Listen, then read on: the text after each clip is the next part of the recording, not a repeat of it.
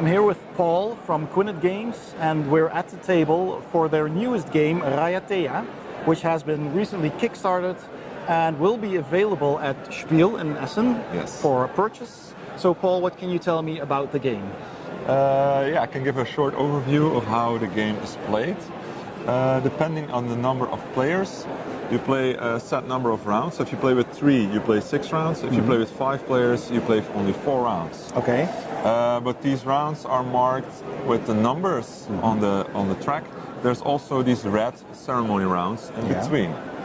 So what do you do in each round first? So both of these types of rounds are built differently. So in an action round, you go around the table and every player starts by choosing a location tile. Yes. So I could, for instance, take this one, and then you put it on top of your player board. That's handy. Player screen. Yes. And we now do the actions on this tile. Yeah. So you can see the guy at the top here. That's the Kahuna, and he does the Kahuna bonus. Okay. So he gets 3 pearls immediately with this action. And all of those are different, of course. Yes. So you get different resources. And then you throw the die, and everyone gets the result of the die. So let's say I threw a 3, everybody gets 3 pearls, including me. Yeah. So I would get 6 out of this, and the rest would get 3. Okay. Then the next player's turn, and you go around till everyone has chosen a tile. Taking one of the tiles. That's the end of the action round. Then you go into the ceremony round, and this is where the magic happens. All right. If you want, would you like me to explain all the different locations a little bit more in detail? Or? Well, I think we'll just stick with the basics to keep it a bit short. Yes. So I'll just go over them fastly. Okay. This is here you advance on the tattoo track, which advances your tattoo rank. Ritual tattoo on your face, I see. And they let you draw more ritual cards, which are mainly used in the ceremony round. All right. And they give you special benefits. This one is the market. Here you can sell the commodities. There's 4 different commodities in the game at different prices. As soon as you sell something, the price marker goes down. If you retrieve something, it goes up. Okay. This is the neighborhood. Here you can trade with the neighbors. This is mainly focused on the masks you see here. Yeah. These masks you need to get a set of. All right. To make it score at the end of the game. They give points for assistance, and these assistants also correspond with the top 4 location tiles, so they give you a special bonus if that happens, and you can activate them to do a small extra action. So if I want this to score, I need to find the exact same mask in the forest deck. Yeah.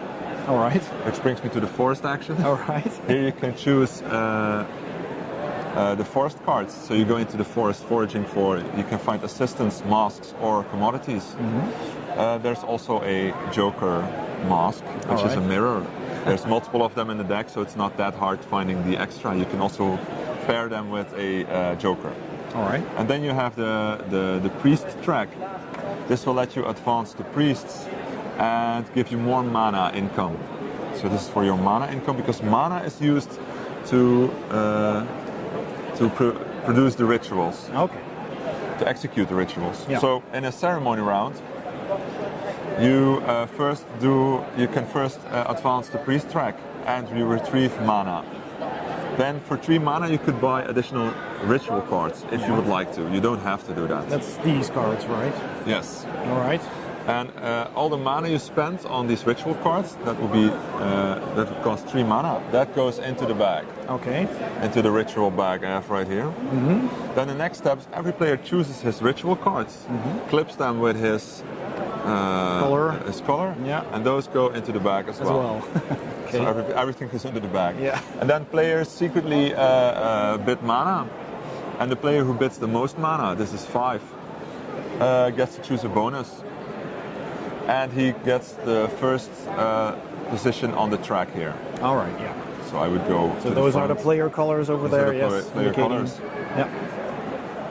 Okay. Everybody puts the mana they bid into the bag, so everything you bid goes away. You don't keep anything of it if you've lost.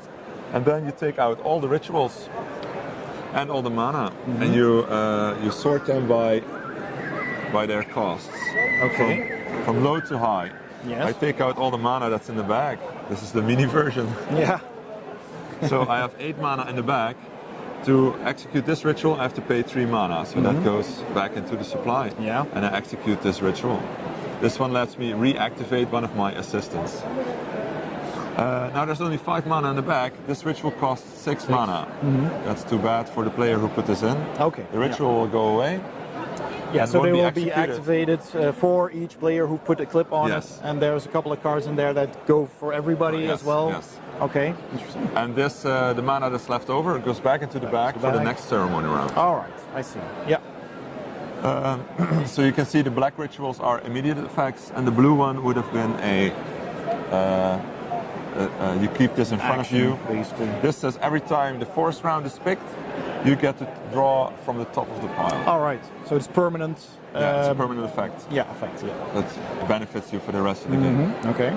So you keep going until you've reached the last round, and the game always ends with the last ceremony round. And that's the end of the game. I forget one important step of the ceremony round, which is the building of the To'o. Are these statues here? Yeah. There's some fishes. Yeah, chips. Yeah. Some tokens. chips open here. Yeah. You see the ones with the red border. Those are conditional tokens. So you need to have that rank on the specific tracks. All right. To claim these. This one costs 5 mana. This one costs 3 pearls. I just pay it and I receive these tokens. Okay. On the back of this token, you see the point word. Right. So these grow stronger and more expensive. Exactly. As soon as it's the end of the first ceremony round, the second statue is revealed. All right. Yeah. So these are randomly placed each time. There's about 20 of each in the box. Okay. So they're different each game you play. All right. That sounds quite interesting. There's a lot of things to consider in this game. Yes. So quite heavy, I would imagine, for the advanced gamer. Indeed. Okay. Well, thanks for the explanation and good luck with the game. Thank you. Okay. Bye. If you enjoyed this video, please hit the like button below and don't forget to subscribe for more videos. Thanks for watching and see you next time on Board Game Heaven.